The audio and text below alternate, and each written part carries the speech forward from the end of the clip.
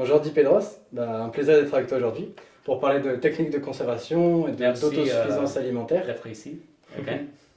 Est-ce que tu pourrais expliquer un petit peu, déjà te présenter? Oui, j'essaye au niveau des nourritures de produire presque 80% de ce que je mange. Je suis véran, on appelle Vegan? véran, végétarien, véran. Je ne suis pas très, comme on dit, fanatique, très strict, mais j'essaye de ne manger pas de la viande, quelquefois peut-être des œufs, des choses comme ça, avec des amis qui ont des poules bio. Mais quand même, c'est pour moi très facile d'être autosuffisant au niveau de nourriture, parce que j'ai produit de ma ferme beaucoup de produits que je peux manger pendant toute l'année, depuis le printemps, avec les cerises par exemple, jusqu'à maintenant, à l'automne, que le dernier fruit, ce sont peut-être le grenade ou les coins. Oui, comme Donc, ça, parmi, j'ai aussi, je travaille avec l'huile d'olive que j'ai produit avec mes oliviers, et aussi une partie de céréales, avec le céréales, surtout le blé, une partie de ma ferme qui est avec le blé avec lequel je fais mon pain. d'accord. Et donc ça fait déjà longtemps que tu commences à à faire tout toi-même? Oui, ça a été depuis que mon père m'a montré ça, depuis que j'étais jeune. C'était une histoire de famille, de savoir faire comme à l'ancienne, comme mes grands-parents faisaient il y a longtemps. Et a été mon père qui a voulu retourner à l'ancienne. Tous mes frères ils disaient ah, c'est plus facile d'aller chercher à l'épicerie. Mais mon père a dit non, non, je veux faire comme mes grands-parents faisaient avant. Hmm. Et donc tu vis là à Balaguer, donc en Catalogne. Et donc c'est un climat qui est adapté pour cultiver plein de choses. Oui, mais quand même, à l'hiver, c'est très froid. Et nous arrivons à 10 degrés sous zéro. Et comme ça, il y a quelques plantes au niveau qui sont délicates, il faut avoir une petite serre ou sinon les placer dans la maison. Par exemple, avec le gingembre, Gingembre. excusez-moi, gingembre. Mon français, c'est pas très correct avec des mots que je ne connais pas. C'est bien. J'ai réussi, par exemple, à les faire pousser. Mais ce sont des expériments que j'essaye d'améliorer chaque année. D'accord. Donc par exemple, qu'est-ce que tu vas cultiver en hiver? Qu'est-ce que tu vas cultiver au printemps? Qu'est-ce que tu vas cultiver en Oui, par été? exemple, au printemps, c'est toujours l'époque dans laquelle je plante. J'ai fait de mes graines, j'ai un petit banque de graines avec ces graines des variétés anciennes. Par exemple, je commence avec le tomate, avec le poivron, les aubergines, toutes sortes de produits de la ferme. J'essaye de faire mon propre, comme on appelle, pépinière. Alors c'est une question de temps, de patience. Et aussi, je travaille avec un groupe de gens qui font des, des jardins potagers urbains, Un potager commun. communautaires, communs. Et comme ça, si j'ai accédant de plantes, je le passe à eux pour les planter aussi là-bas. Mhm. Et donc ce jardin communautaire, ça fait combien de temps que c'est mis en Il y a place? 2 années et demie, presque 3 ans, oui, que nous D'accord. avons commencé. Et donc Avec, en tout, si donc de ton potager à toi et plus le jardin communautaire, en tout, ça fait combien de quelle surface qui est mise à disposition pour cultiver ah oui, le potager à moi, c'est presque 3500, presque 4000 mètres carrés. D'accord. Mais maintenant, il y a une partie que j'utilise pour y planter des amandriers. Hmm. J'ai commencé à prendre des amandriers. Alors, j'essaye de faire plus petite la ferme parce que sinon, j'ai beaucoup d'excédents. Et c'est comme ça qu'il y a des années que je laisse sans cultiver les terrains, expressement, pour que les terrains Faire une jachère. s'enrichissent. Parce que je n'utilise pas d'engrais, comme on Pas appelle, d'engrais. pas d'engrais. J'utilise les mêmes plantes qui font les mêmes composts. Il y a 6 ans, non, 5 ans avant, que j'ai placé qu'on appelle déchets de vaches, Du fumier. des fumiers des vaches un ami qui fait bio. Mais après 6 années, j'ai laissé parce que la terre est très bonne. Donc tu mets aucun fertilisant, Non. donc déjà aucun produit Non. et aucun fertilisant. Non. Et ça pousse. Ça pousse, c'est toujours 20% que je sais qu'on va perdre. Parce qu'il y a les insectes, parce qu'il y a les maladies. Mais cette année, par exemple, a été une année très bonne. J'ai eu peut-être 10% comme on appelle, de fruits perdus, ou que je ne peux pas ramasser, ou qui sont attaqués par des plagues. Je n'utilise ni les produits bio, parce qu'il y a des produits bio, comme le soufre, comme le cuivre, comme les extraits de plantes. Oui. Je ne veux pas incorporer rien. Je ne peux pas. Parce que je ne veux. Préfère laisser la nature laisser la nature faire. Est-ce que je lis il y a longtemps dans un livre, je ne sais pas si c'est la vérité ou non, mais ce livre-là disait les plantes qui ont passé le stress de lutter contre une plague, contre un insecte, contre une maladie, ces fruits-là, ils sont plus riches en des produits, je ne sais pas les noms exactement. En vitamines, en nutriments. Et aussi avec des produits pour enlever le système immunitaire de la personne qui le mange. Pour renforcer le système comme immunitaire. ça. Pour renforcer le système immunitaire de la plante, il a eu besoin de lutter contre l'insecte qui attaque. Alors, si je mange une plante, une pomme par exemple, qui a eu l'attaque d'un insecte, cette pomme-là aura eu cette substance qui va m'aider aussi. La plante aura lutté pour combattre contre l'insecte et sera devenue. Donc la plante, le pommier sera devenu plus fort. Et les pommes qui vont venir les années suivantes seront plus nutritives. Exactement. D'accord. Oui. Et comme ça, j'essaie aussi de couper les plantes, comment on appelle tailler, de façon qu'il n'y a pas beaucoup de branches. Comme ça, les pommes peuvent être plus grandes. Oui. Et comme ça, les fruits, la plante ne doit être trop stressée à produire beaucoup de kilos. Alors c'est comme ça que je préfère moins de kilos, mais avec plus de qualité. Non? Je ne dois pas les vendre, alors c'est pour la consommation mienne ou pour les échanger avec mes amis, avec la famille. C'est comme ça que je n'ai pas besoin d'une pomme qui soit sans taches. Non? Tout le monde. Et donc c'est 4000 hectares, c'est 4000 mètres carrés de potager. Oui. Est-ce que ça te suffit pour avoir 80% de ton alimentation? Oui. J'habite tout seul, je mange qu'une personne, mais je nourris aussi, j'ai trois frères, 3 familles aussi. Elles ne mangent pas beaucoup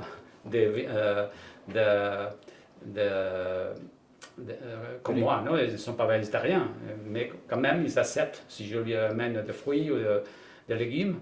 Quand même, je crois qu'avec la moitié, moins de la moitié, ça suffirait. D'accord. L'autre moitié, c'est pour des excédents. Il te suffirait de 2000 mètres carrés pour avoir déjà 80% de ton alimentation. Donc après, vu qu'il y a les récoltes qui arrivent au printemps ou en été, parfois automne, tu utilises différentes techniques de conservation? Oui, j'essaye aussi toujours d'utiliser le sécher. Nous avons ici le soleil qui est très fort pendant tout l'été, alors j'utilise le sécheur solaire aussi. C'est facile, tu as vu peut-être parmi, est-ce qu'il y en a un déshydrateur? Déshydrateur. Et comme ça, je peux garder des figues, je peux garder des abricots, des choses comme ça. Mais de plus en plus, j'ai cherché d'utiliser des autres techniques parce que j'ai découvert aussi des livres qui m'ont enseigné. Je continue à apprendre toute ma vie jusqu'à la mort. Et ils ont dit la perdue des vitamines dans des produits séchés, c'est presque 80%. D'accord. Dans des produits congelés, peut-être 40%. Dans des produits cuits, cuisinés, comme le melade, comme ça, il y a une perdue aussi de 50%, 60%. Alors, j'ai préféré manger frais, surgelé, ou offrir directement. Aussi, avec les olives, par exemple, je le place dans du sel. Dans du sel. Du sel au salé, de l'eau de mer. Dans de l'eau de mer. J'utilise de l'eau de mer, tout simplement. Quelquefois, j'y ajoute un peu plus de sel si je veux le goût plus salé. Et j'y ajoute aussi beaucoup des herbes aromatiques, ou de laurier, ou des épices que tu aimes, des écorces d'orange, mille choses. Et comme ça, j'ai des olives pour toute l'année. J'ai fait peut-être 30, 40, 50 kilos des olives, alors 1 kilo par semaine. Donc c'est plus ou moins la quantité que tu j'ai. les mets tout simplement dans des bouteilles avec de l'eau de mer et, un peu, et Oui. quelques aromates. Oui. Et tu laisses ça pendant combien de temps? Une année. Je fais une année pour l'autre. D'accord. C'est comme ça parce que. Ça faut laisser une année. Est-ce qu'il n'y a aucun risque de bactéries? C'est ça, le sel de mer, l'eau de mer, elle est déjà antibactérienne. D'accord. Et comme ça, je le place de façon, après on va te montrer, que c'est hermétique. Quand il est hermétique, ils font une petite fermentation, que quand tu ouvres, ça fait du gaz. Et ça permet qu'ils peuvent se conserver pendant une année sans problème. Il y a une autre technique, qu'il s'agit de changer l'eau pendant 10 jours. Tu le places dans l'eau, et après un jour, tu le changes jusqu'à ce que l'eau soit propre et claire. D'accord. Alors, ça peut faire plus rapide le processus. Tu peux avoir des olives avec le goût pas amer en 3, 4, 5 mois. D'accord. Mais ça demande un peu plus d'eau quand même. Un peu plus de travail. Un peu plus de travail, un peu plus d'eau. Donc, ok, donc toutes ces techniques de conservation et 80% d'autonomie. Est-ce que c'est important pour toi d'essayer d'être le plus autonome possible? Oui, c'est un petit rêve, parce qu'il y a des gens, c'est très difficile ça. Moi, bien sûr, mais pour moi, c'est le goût des choses que j'ai fait. Je le trouve plus bon que les choses que j'achète. Faire le pain, par exemple, c'est un processus très long. Et j'essaie de cultiver le blé, par exemple, chaque 2 années. Non, chaque année. Une fois tous les 2 ans. Exactement. Et ça, j'essaie avec le seigle aussi. J'en ai fait une partie. Et j'ai fait une partie d'avoine.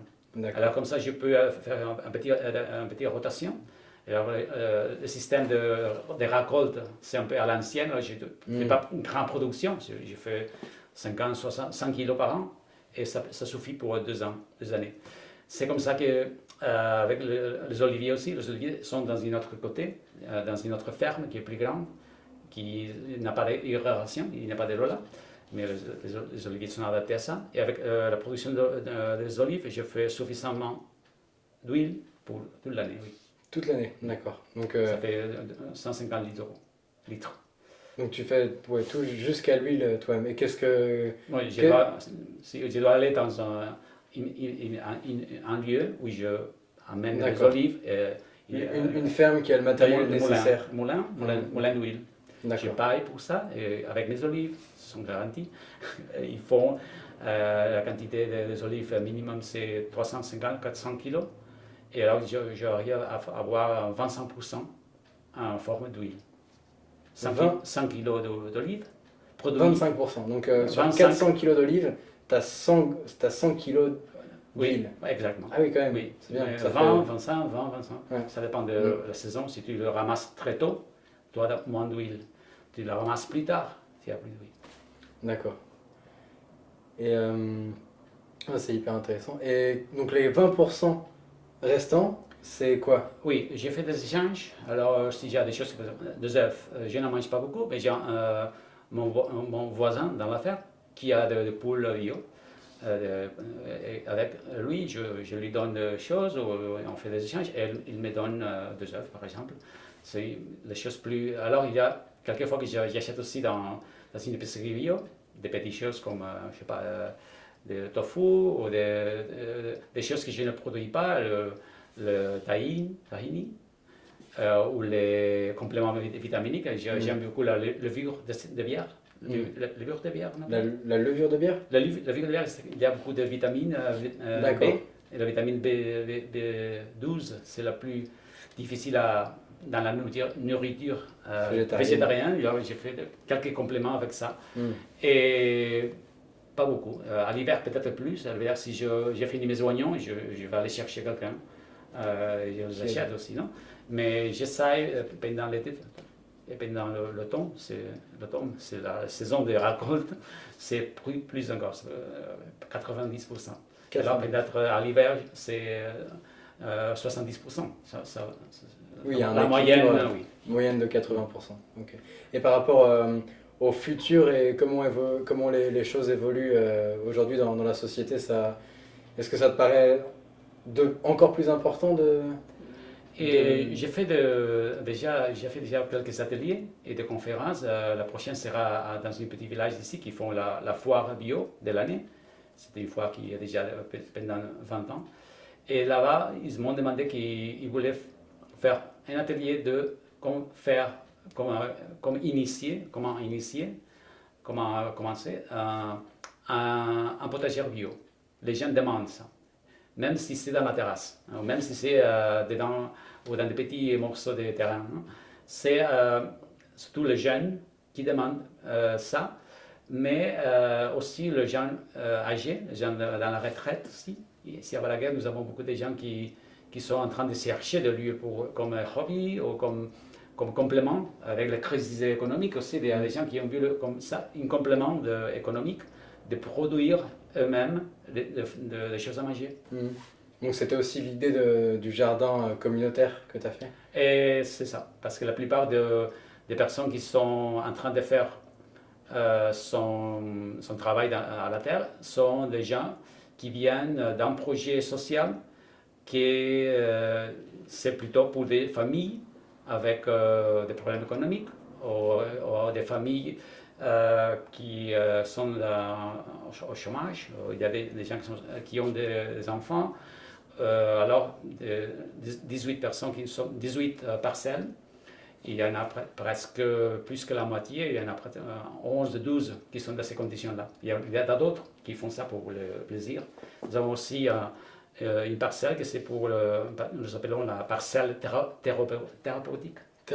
Thérapeutique, pour les gens qui sont en train de faire un atelier là, qui sont dans un hôpital de jour. Qui sont pas en hôpital, qui peut être dehors, dedans. Il faut que des ateliers pendant la journée, mais ils dorment chez eux. De santé mentale, des gens qui ont des problèmes de santé mentale. D'accord, qu'on appelle des problèmes de dépression, des problèmes comme ça. Et bien là, et pour moi, c'est la partie plus satisfaisante. Très bien, merci de me corriger. Comme ça, j'apprends mieux. La partie plus satisfaisante de ces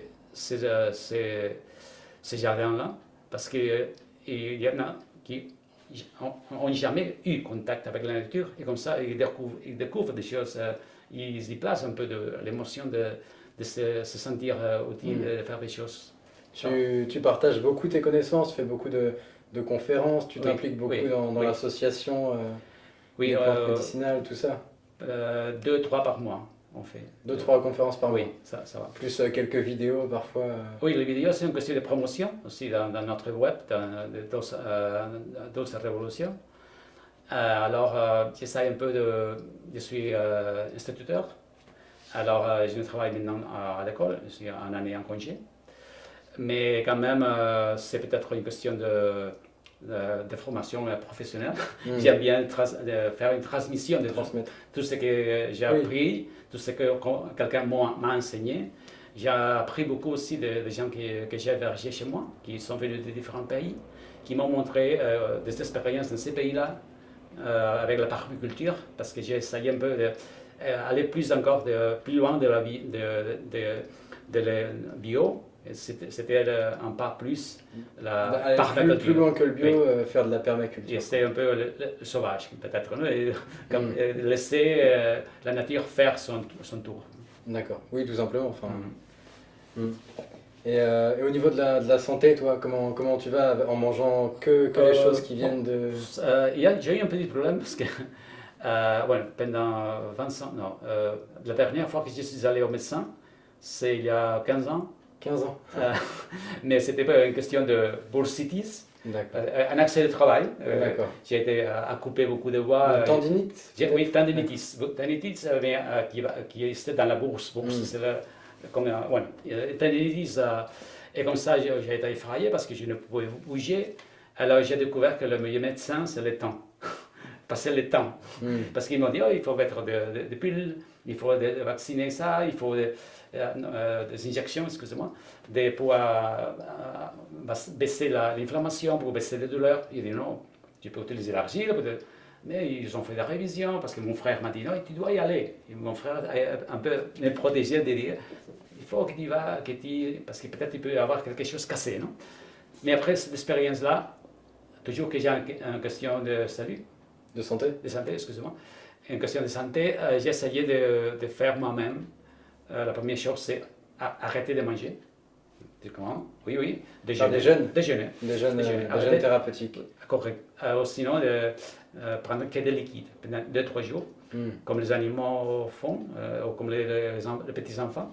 Alors, ça, c'est au niveau des estomacs, au niveau des rhumes, choses comme ça. Au niveau de rhume, par exemple, il y a, quand je travaille à l'école, bien sûr, il y en a plus que quand je ne travaille pas à l'école. Mais parce qu'il y a beaucoup, on entre dedans et c'est très chaud, bah dehors c'est très froid. J'ai découvert un système que j'utilise pendant 25 ans, qui, je crois, que m'a donné plus qui a augmenté le système immunologique. C'est une question de prendre une douche froide pendant toute l'année. Toute l'année, des douches froides? Oui, même si tu peux avoir une douche chaude, mais à la fin, toujours froide. Toujours finir. Donc par exemple, prendre une petite douche chaude, mais toujours finir oui. un peu une douche irlandaise. Oui, oui. Et finir avec de l'eau froide.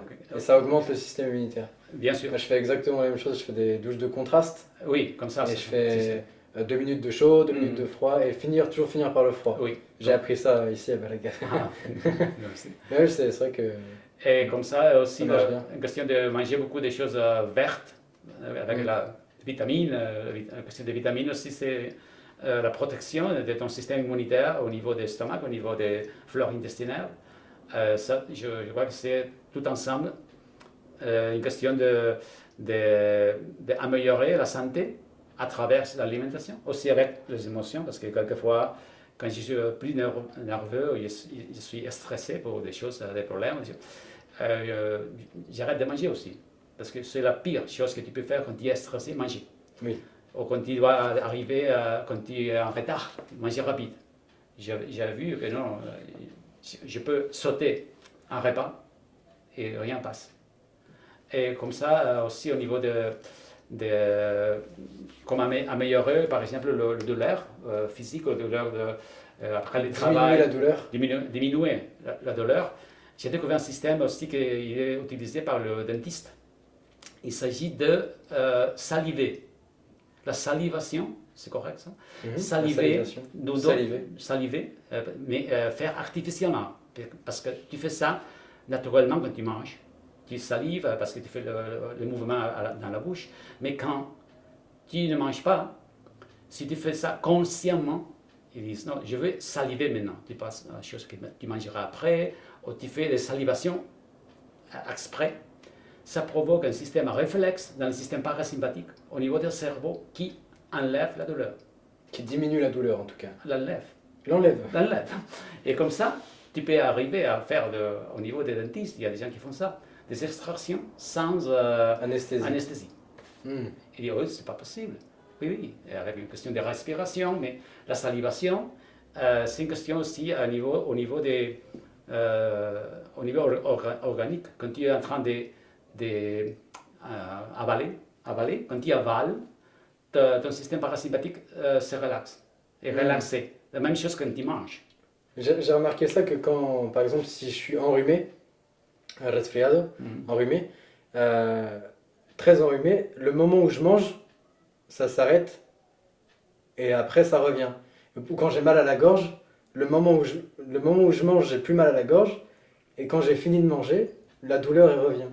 J'ai remarqué ça aussi. Je peux te recommander, excusez-moi, tu as dit au niveau de rhume, si tu prends le licorice, le réglisse. Réglisse, excusez-moi, licorice is English.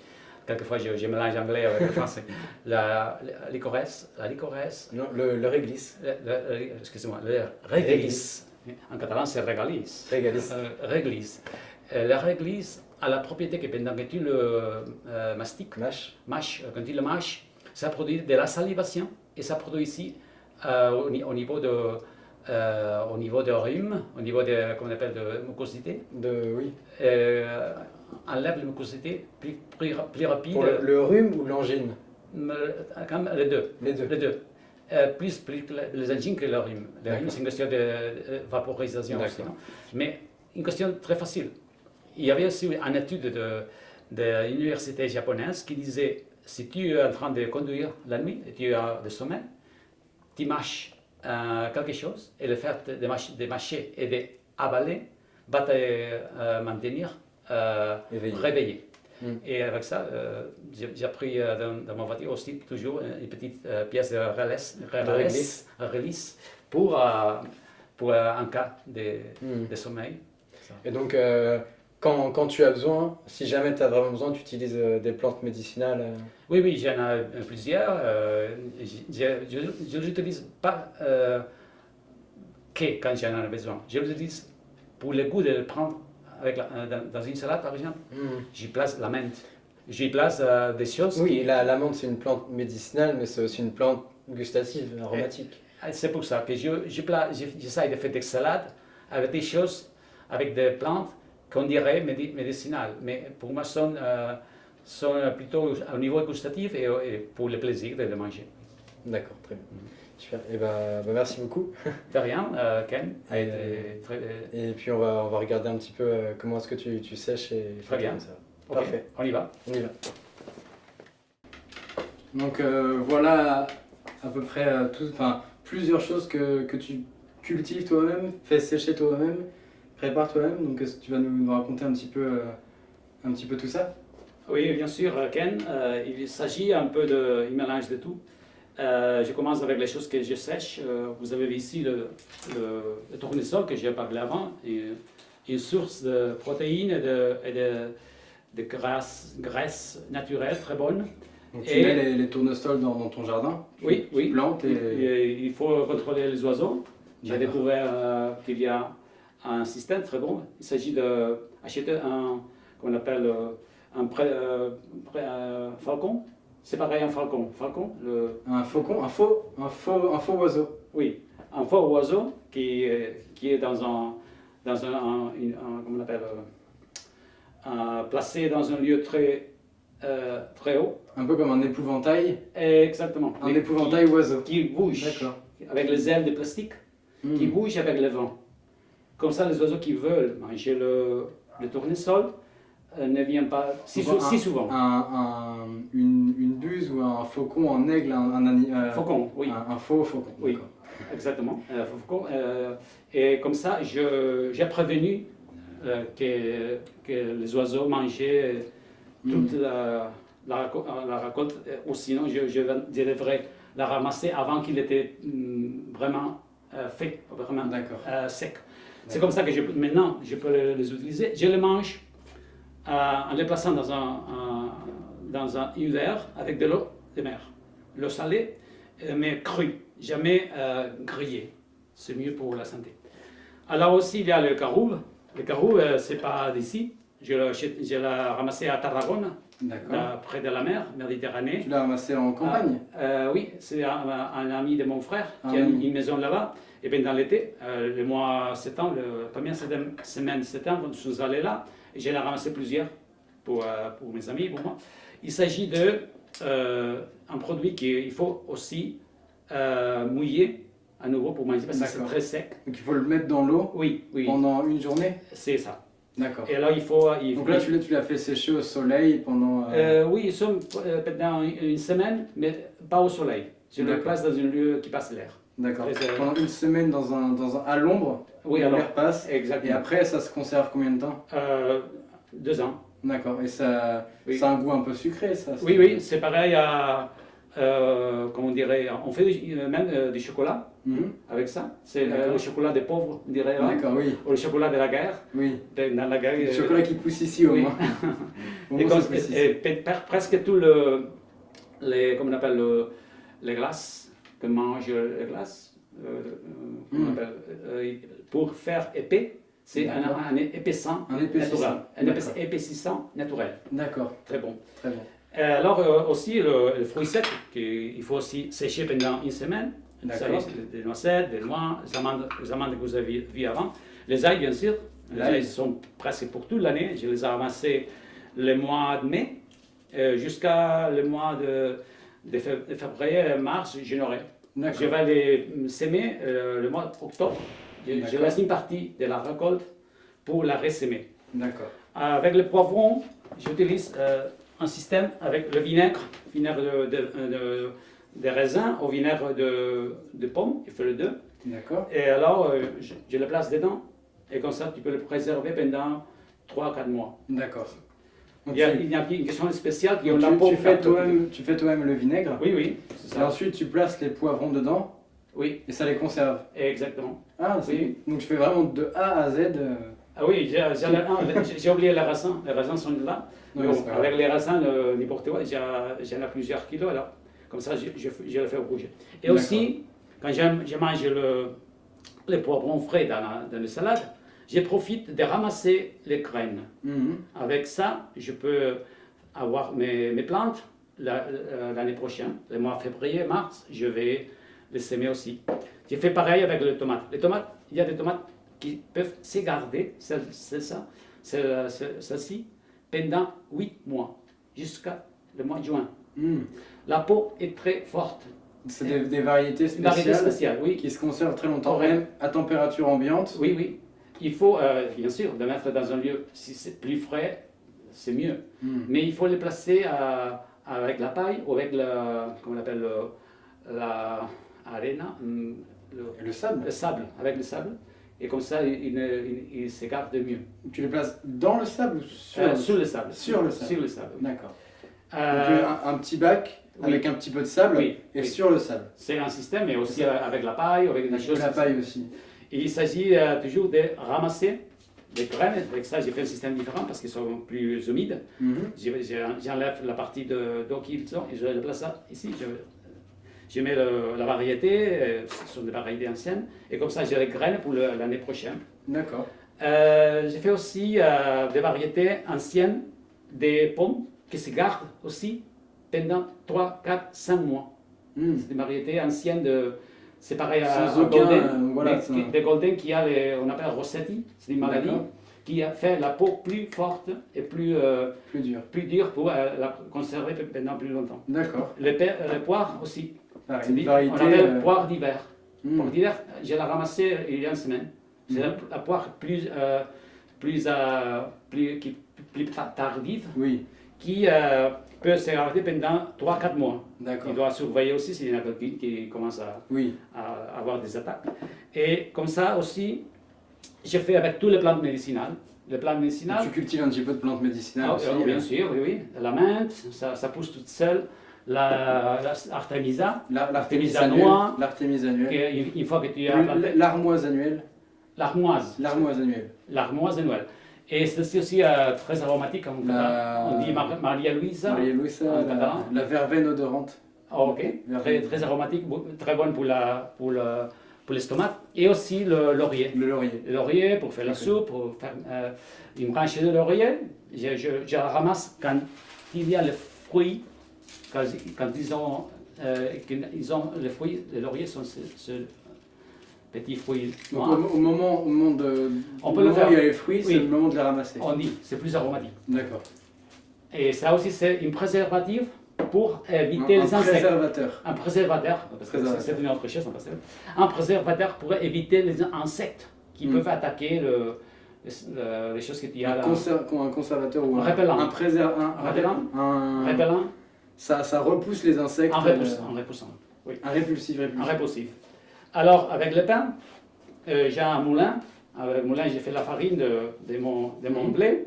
Alors, j'ai fait le pain dans mon four. Et le pain aussi, je le fais Séché. sécher. Tu peux le faire sécher au soleil aussi. Mhm. Et tu peux le garder aussi pendant 3-4 mois. 3-4 mois. Oui. Alors, si j'ai besoin de pain, je le ramasse, je le place dans l'eau pendant quelques minutes. Et j'ai D'accord. aussi de pain frais pour manger. D'accord. C'est un Dans l'eau ou juste humidifié? Je le place dans l'eau pendant 3 secondes. Ah, 3 secondes. Hein, pas dans l'eau, parce que dans l'eau, Oui. tu Oui. ça, Oui, tu vas, c'est ça la va être texture, trop mouillé. oui. Comme ça, avant je le plaçais dans le congélateur, j'ai découvert ces façons de le faire et je préfère ça, c'est plus commode. C'est plus simple et ça Oui. altère pas le goût ou la Exact, texture. oui. Et les olives aussi, la dernière chose, les olives avec de l'eau de mer. Je recycle aussi les pots, Oui. de l'eau de mer et des petites épices, des poivrons piquants, cayenne, ou la peau d'orange, Oui, laurier. tous les aromates Oui. que tu as envie de mettre dedans. Exactement, ça. Et comme ça, je peux choisir pendant tout l'hiver des choses à manger. Et la dernière chose, une chose que j'ai commencé à faire il y a 3 ans, j'ai eu beaucoup de travail, j'en ai fait presque 30 kilos, amarante. L'amarante.